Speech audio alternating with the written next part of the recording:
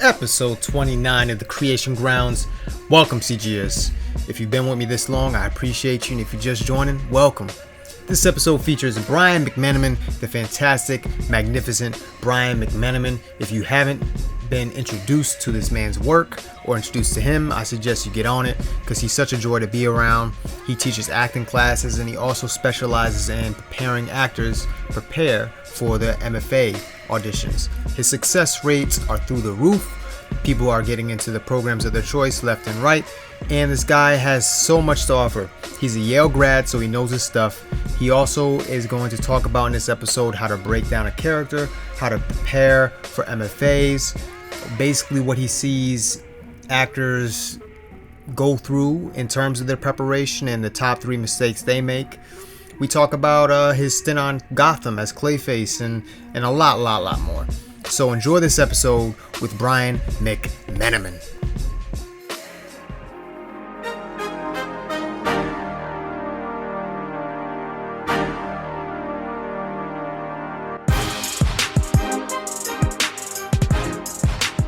Very excited to welcome our next guest. We're in Manhattan right now with Brian Mcmanamon. How you doing, Brian? I'm really good. You're really good. How are you? I'm doing good. So I'm just going to dive in. Who's been the most influential in your life and why?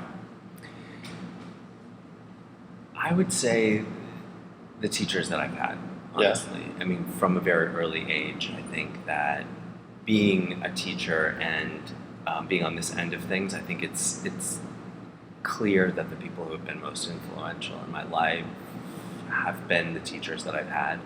From a 4th grade teacher I had who was really encouraging of me to get expressive and creative, and then onward when I went to an arts high school, and that kind of relationship that I formed with the teachers there that was on a more artistic level. And in fact, I maintain relationships with my high school teachers to this day, which is pretty amazing.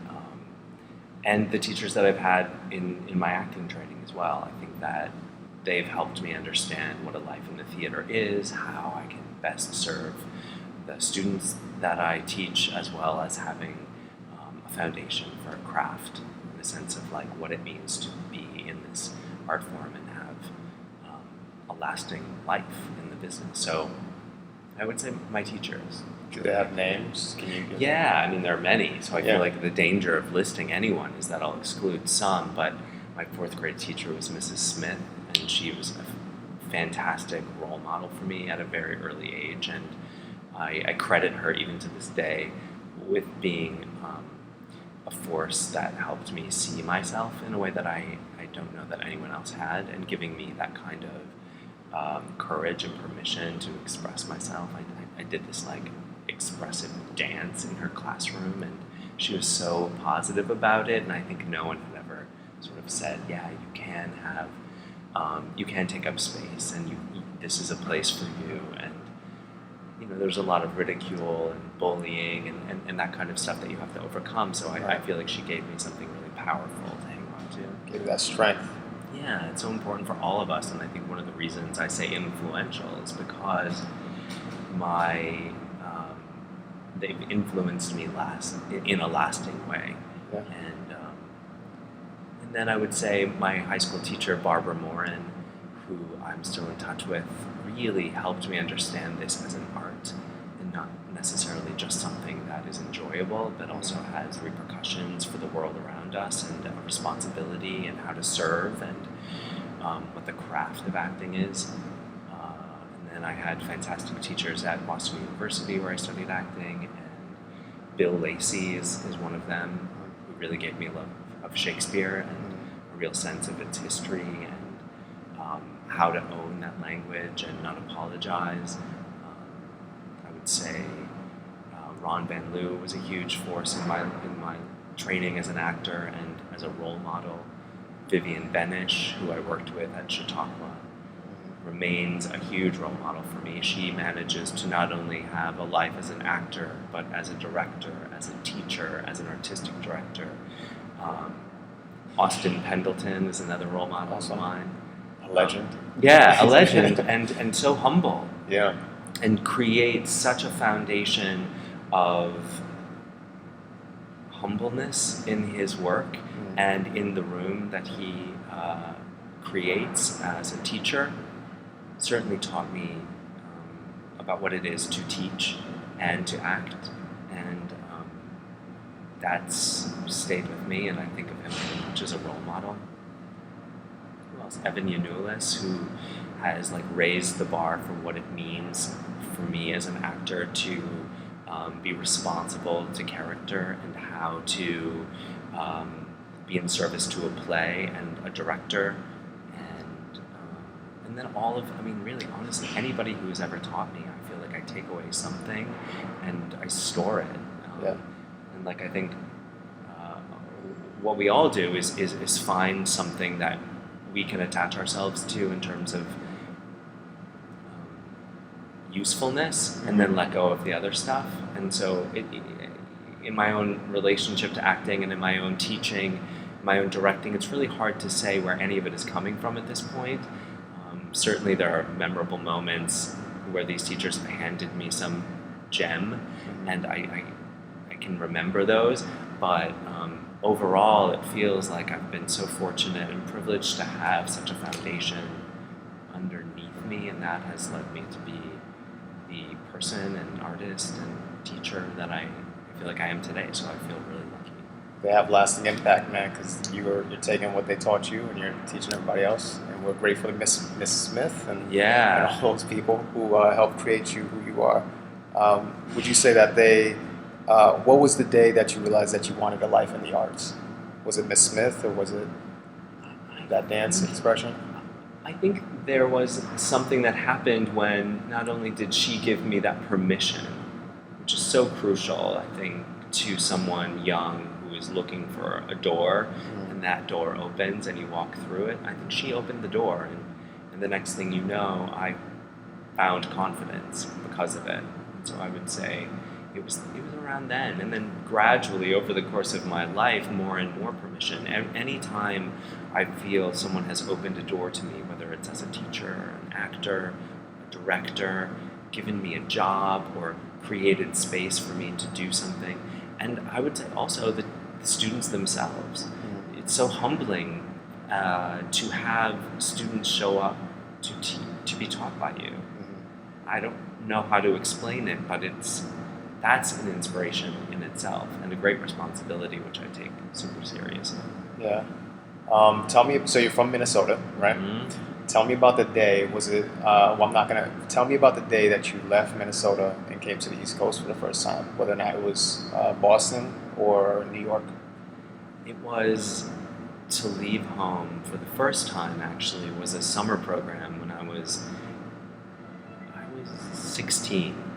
That was transformational to me, and one of the reasons I value summer programs so highly is that it's a sample of getting out of your comfort zone. So I went to Chautauqua, which at that time was led by Becky Guy, who is now a friend of mine at Juilliard, and that experience of getting on a plane and going and meeting people from all over the country and having a chance to learn about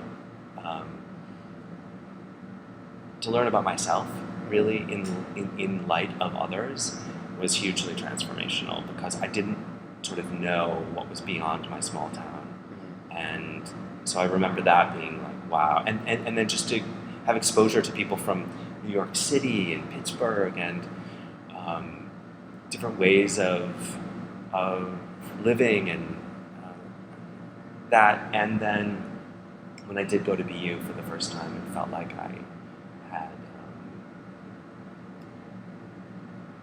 really taken a sense of what I wanted to do with my life and move it forward. So like it felt like a big step, in the same way that it felt like leaving Boston University and coming to New York also felt like these big courageous acts. Right. And I've been in New York for over 20 years, and that is pretty remarkable to me.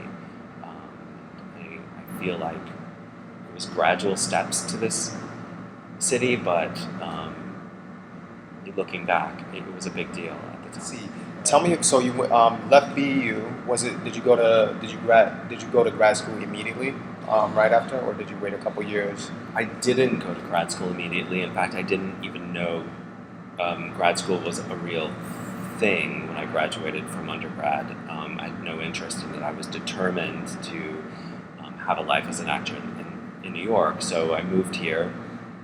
I luckily came with my equity card because I was fortunate enough to do my first professional show while I was finishing my last year at BU, which was pretty remarkable. And it was 6 years between when I first got to New York and when I left it to go to Yale. So the first 3 years were me exploring what it means to be an actor in this town, and really finding my feet. And then I auditioned for grad school 3 years in a row, so it took that long. Oh, wow. And, it wasn't immediate. Well, you got to Yale, which is amazing. What was that audition experience like the third time? What was the most memorable audition experience at Yale for you? I think it was certainly the end of the day callback for me. And I think about it as a surrender to the teachers that I was working with in the room, meaning it left the feeling of it being an audition and what I had become accustomed to thinking of auditions as, which were these opportunities to impress. The thing I remember about the audition at Yale was that it became less about that and much more about working together, and that we were collaborating. So I was working on a speech, and they were very much opening doors for me to step through them, for me to give over in their hands. And I remember that being a choice. And I feel like because of the rapport that I was able to have with, at the time, it was Evan Yanulis and Walton Wilson, it was a remarkable giving over that I think was memorable to me. And ultimately, I think what may have made it go my way. Right. That's beautiful. What would you say is the book that you've gifted the most in the past year, and why? It's funny because I have a 4-year-old, so the books I've been giving are to other parents, and they tend to be children's books. But one book that I really like is called Tango Makes Three, which is about these two penguins. It's a children's book, it's a picture book, but it's about these two penguins at Central Park Zoo, and how these two male penguins formed a relationship that the zookeepers started to notice. And it's a beautiful children's story, which is actually based on these real penguins that had a homosexual relationship and tried to hatch an egg together. Like, they became parents, or they wanted to become parents, essentially. And the zookeepers saw this, and they were trying to hatch a rock because they saw all of these other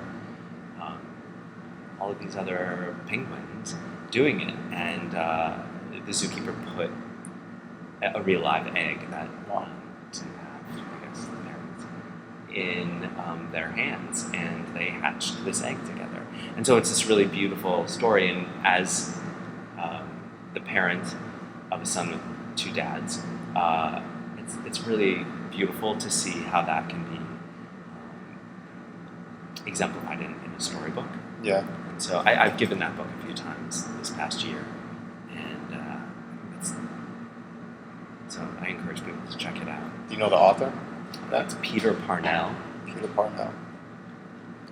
If you can work with any actor, dead or alive, who would it be and why? There's been a lot of actors, so it's difficult to think. Live or dead? Dead, I would say it would be so fun to work with and or just see somebody from Shakespeare's company, Richard Burbage, and to get a sense of maybe what that looked like, and how the performances of that time differ from the work that we do now and what we appreciate, to get a sense of the original sort of the original, how would I say that? Like the first performances of some of these plays in the hands of Shakespeare's company. In the same way, like, wouldn't it be amazing to see Moliere like work on his own stuff at the time? And so I think about that, or even just going back all the way to like Greek drama, to see what that was. Yeah. And certainly to learn from that. And then Alive, oh wow, there are too many stuff. Who inspires you the most as a who?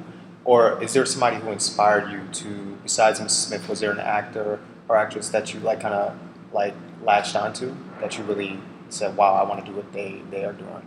I think many, and always, I mean, it feels like every time I go to the theater or see a film or a television show, I've never idolized anyone in terms of their work as an actor, but I really responded, I think, to, I can think about this year, I was really blown away by Laurie Metcalf in Hillary and Clinton, and I just love how dynamic she is and fearless, and so I think about that, I think about her, and I think about, gosh, I just worked with a remarkable group of actors, Michael Benjamin Washington on this reading for Pride plays that Michael Urie and a few other people put together, and his Bayard Rustin was amazing. Yeah. And just like being on stage with him and watching him work was super inspirational. And I would say that in every project that I get to work on, there's always somebody who floors me. And I would say that is true for many of the students I teach as well. Like, I'm always walking away inspired by, they may not be the most known actors and they may not have the awards yet, but to be in the room with something when it happens, and to see people taking real risks and challenging themselves and each other, and I would say students are my inspiration more often than the people who are doing it, because it takes so much to do what we do. Yes, it does. And I think when we see somebody up there doing it, we don't necessarily know what went into that. Yeah. So I would say that. So you teach a scene study class. Mm-hmm. What would you say? What's the key, if there is a key, to breaking down a scene or a character for somebody who might be in Minnesota right now that's listening, or somebody who doesn't really necessarily have the access, and they want to act? What would you say is the key to them studying the craft or breaking down a scene or a character? What's the foundation of that? Well, I wish it could just be one key. I wish it could be as simple as that. And I think part of it is knowing yourself ultimately can lead you to the best craft.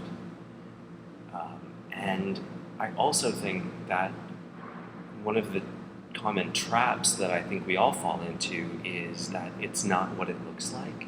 It's not about what it looks like to others that is our gauge of success. I think too often we're interested in, is this looking like the thing, rather than is this responding to, and is this having an effect? Meaning, are we living truthfully under the imaginary circumstances? Are we being true to the work of this writer and how we can find ourselves in the work before we've decided to depart from ourselves to find character? What do we bring, and how can we bring that forward through a unique and authentic expression of this character that no one else can do? So I think that authenticity, that sense of ownership, that sense of permission, and always zeroing in on the inspiration that we have as actors to respond to, which is the play. Right. The writer's genius is to put something on the page that then needs us to live through and to bring to life. Tell me the story how you created Clayface and your experience working on that show. Well, it was a wild ride, partly because when I auditioned for the part, I didn't know that it was a comic book character. So I was rather surprised in my makeup tests and costume fittings to hear this word constantly being thrown around, which was Clayface. And I didn't understand, A, what Clayface was in terms of Batman, because I wasn't a huge comic book fan. But also the character, as I was auditioning for, wasn't listed as being Clayface. Right. So it was a surprise to me to find out that, first of all, that it was a character in the Batman legacy, and that and that had a huge history. I mean, so when I first figured that all out, and before I shot the episodes, I did some research. I actually wandered into a comic book store in New York and asked if they had any sort of information or comic books, or they could help me, and they did in a really generous way. And so I learned, A, that this character has a huge following, and that made me feel very responsible to the character and the fans of the show, but also it was being written in a very specific way. So as far as creating it goes, I feel like it was all on the page, and I had to sort of show up and give over to that. Yeah. I do remember too that there was a lot of freedom given to me in terms of creating the character, in terms of like what was being asked for on the day of shooting, and there was a lot of improvisation, and since then I had the chance to shoot more than one episode, which was really fun to return and be the shapeshifter and work with Paul Rubens, who I thought was really, really exciting, and he was a great person to work with. I transformed into the Penguin's father on that show, and as well as Jim Gordon, Commissioner Gordon. Yeah.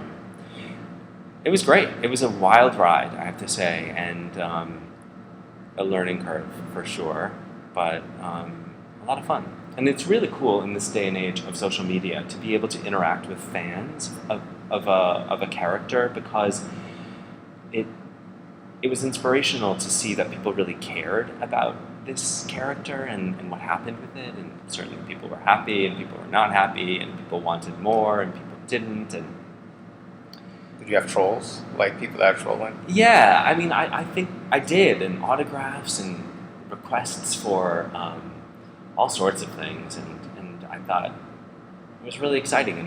And there are people on Instagram and Twitter that have sort of been following what I've been doing since, and supportive, I would say.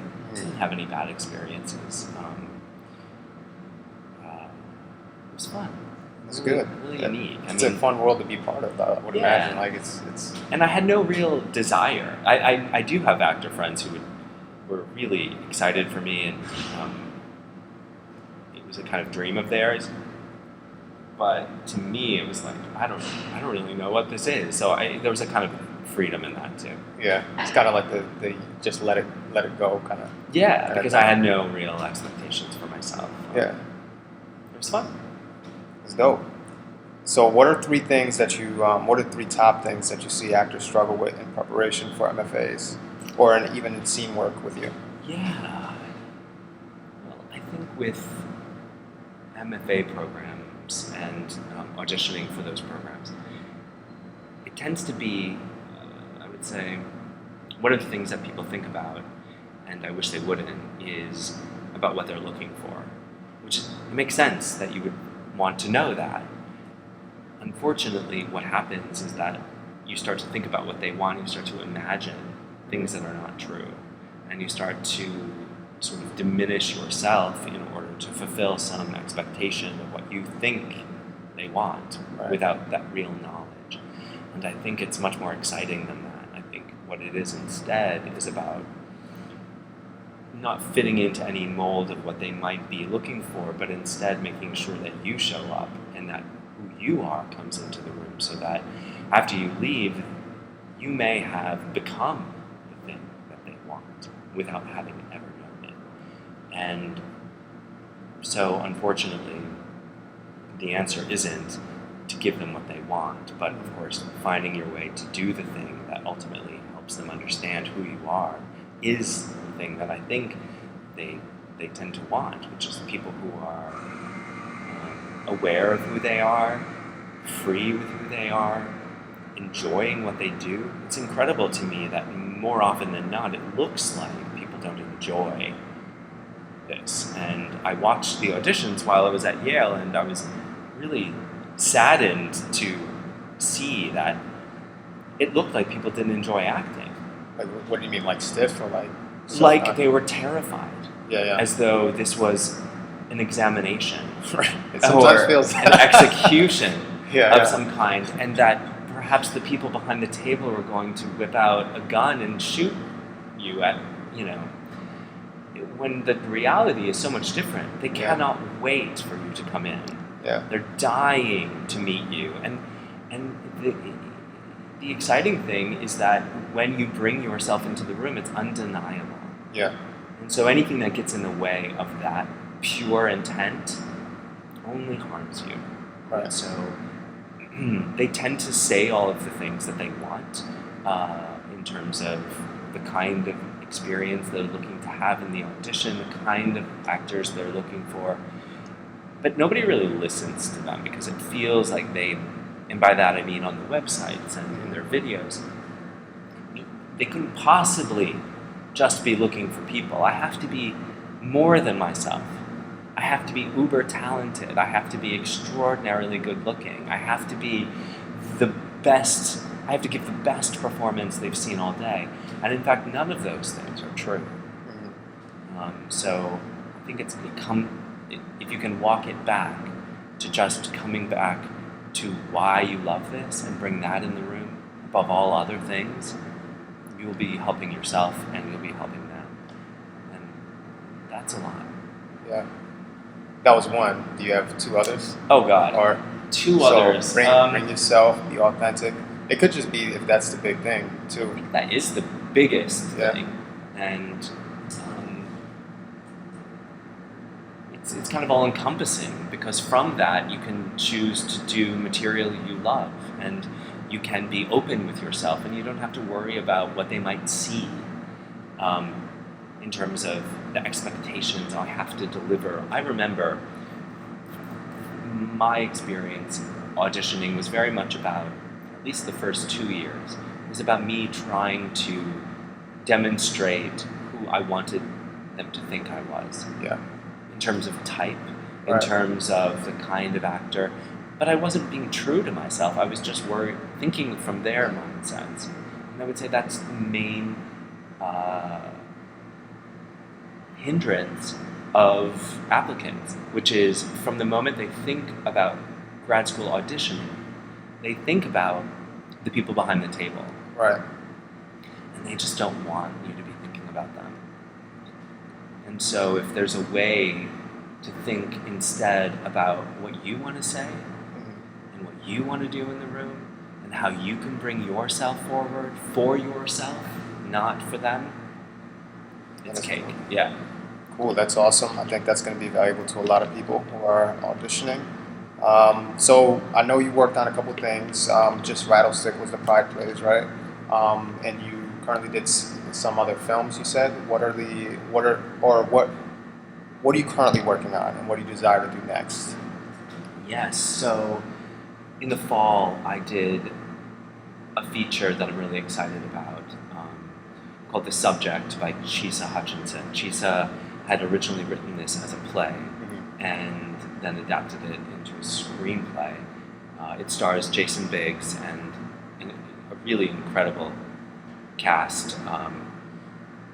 So I'm really looking forward to seeing that. And I enjoyed working on that very much.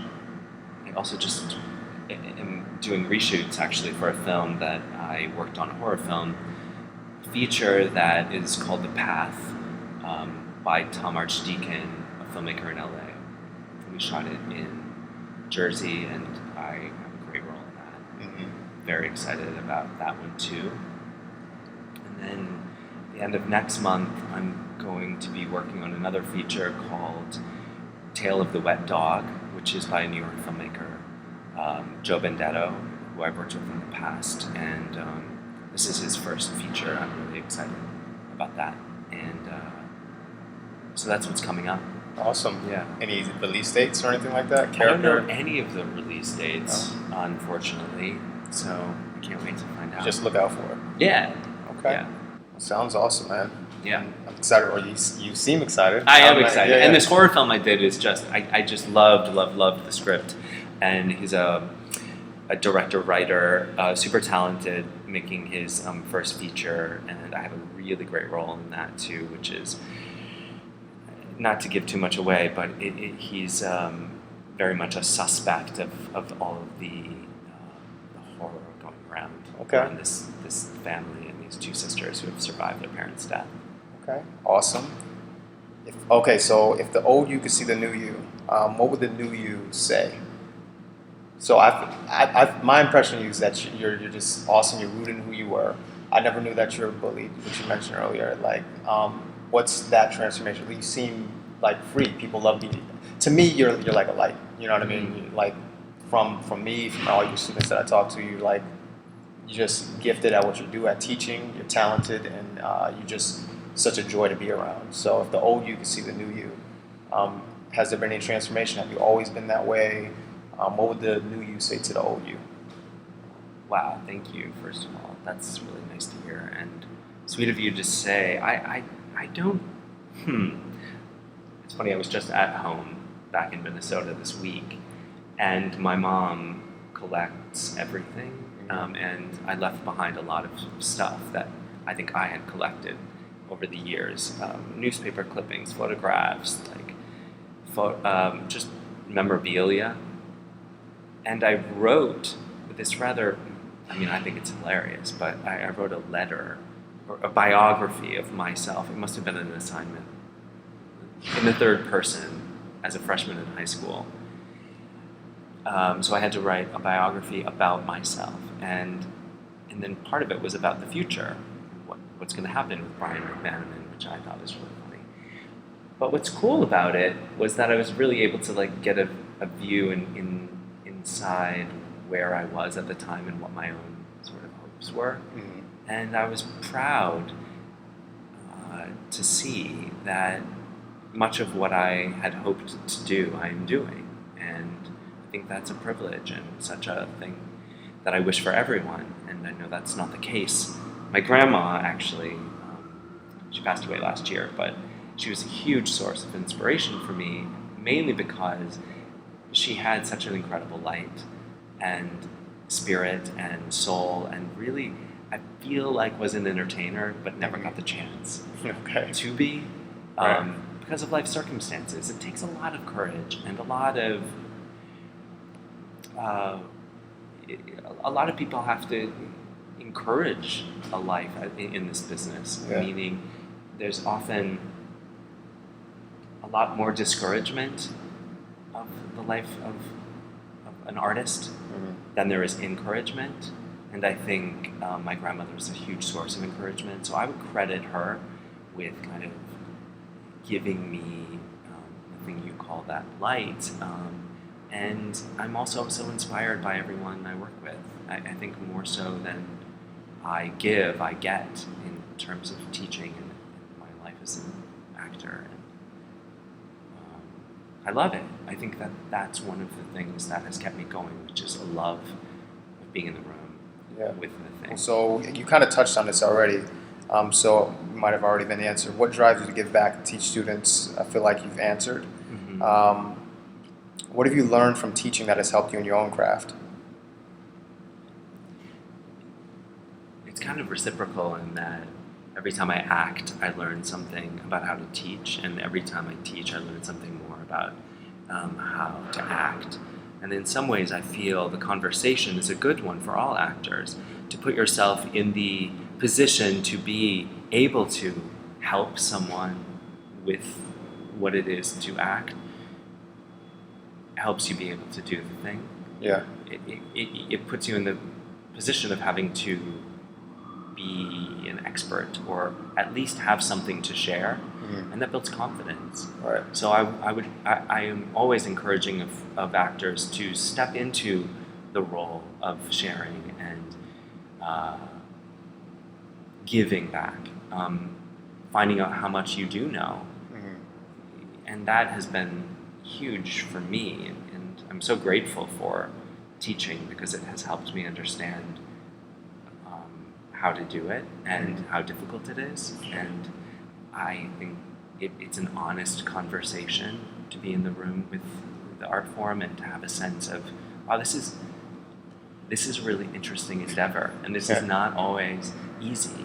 Right. And I think as an audience it looks easy, but to really go through the back door of the craft and to really understand what's involved and how to be your best.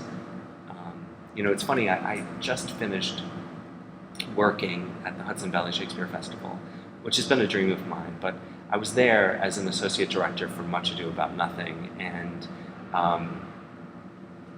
I ended up... Central Park? Did you see? I didn't. I missed it. It was so good. If it's still running, I need to go. I think it closed, man. So it was so good. It was at the same time as the one we were up there, and I was hearing great things. Yeah, it was incredible. So I was sitting on the outside of this production. Maya Dralis is the director, and she was pregnant, and she wanted me there in case the baby came early, Right. which it did. So I ended up taking it to the finish line as a director, which was exciting. But before that happened, one of the actors in the play had a death in the family and had to leave for a performance, actually the first preview. And they all looked to me to understudy him. So with a day or two's notice, I went on. And it was a remarkable experience because I had been on the outside of it, in the sort of behind the director's table for such a long period of time, for many weeks.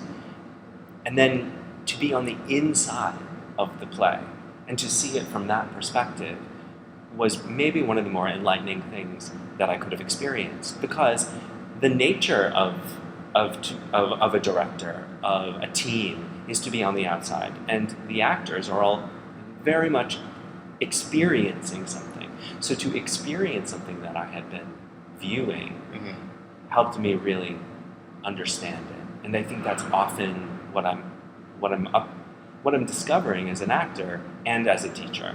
Right. To do both is so important, because if you're only viewing it from the outside, you forget what it takes to do and what the experience of an actor is. Right. But to be on the inside, and then never to be on the outside, meaning never to have the experience of translating how to get this play from the outside to life is difficult too. So I kind of think it was this extraordinary sort of sublime experience to be able to be in a play that I had worked on from the outside, and to see it from that angle was really cool.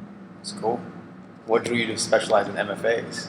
MFAs, teaching MFA acting? Well, that's a really good question, and it's been quite the ride. I mean, I never had any intention of being a coach at all, and only because I graduated and I was on a panel at the Public Theater for the Shakespeare Lab at the time, there was an interest in what MFA programs were. So a friend of mine who worked at the Public brought me there to, among other people, to discuss what happens at an MFA program and why it might be a good option for some of the actors there. And it ended up that I had so much to say.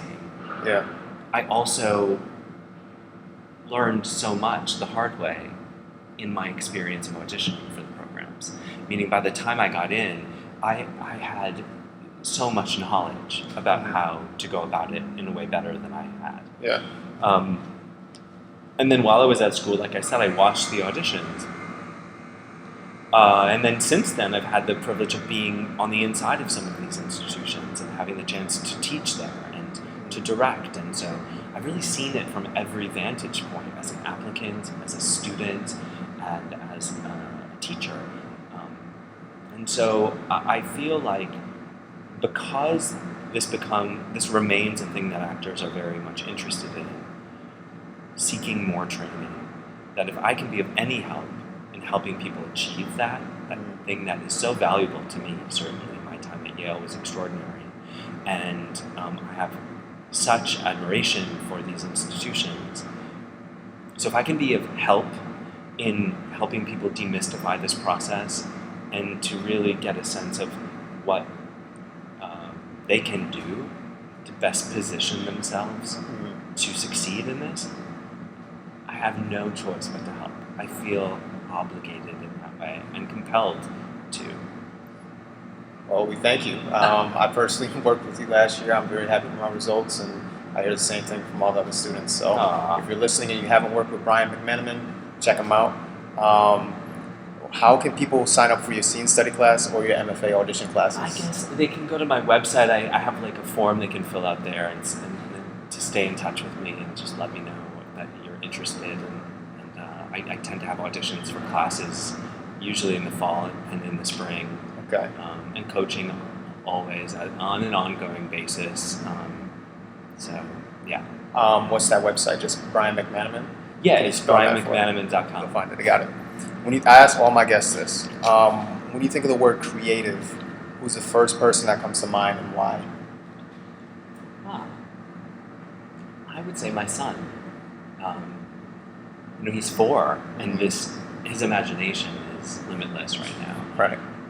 And his ability to create and be creative without any expectation for societal norms, it's a beautiful thing to watch. Yeah. Awesome. Where can people connect with you? I mean, I guess they can connect with me on my website, and also I'm on Instagram and sometimes Twitter? Facebook. And Facebook? Yeah, I have a Twitter thing. I'm on Twitter. I don't tweet much, but I follow Twitter. I just don't often. I'm not very big on the output there. Okay.